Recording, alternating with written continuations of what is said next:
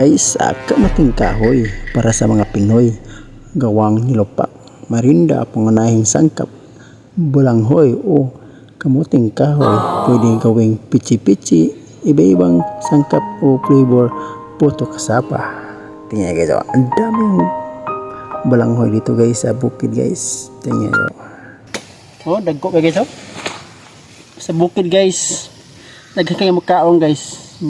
Basta kakugihalan ka dito sa bukid guys, na dyan kayo mawakaon guys.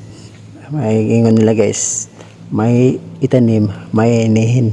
So daghan kayong harbiso na ng balanghoy guys.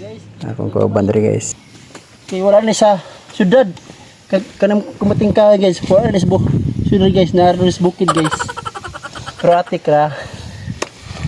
Dito sa bukid guys, kaning kamuting ka guys, muna pangunahin mo ng merinda. So sa salay mo himong flavor ni guys, pwede sa si guys mo negosyo guys, pwede bentas palinggi guys, kaning balanghoy guys, nagahan kaning mahimog flavor guys, pwede pichi-pichi, puto kasaba, nagahan kaning mahimog guys, kaning kamuting kahoy guys. At laging tatandaan, di ka nag-iisa, palagi siyang nandyan. Enjoyin lang ang kahirapan, huwag kang panghinaan.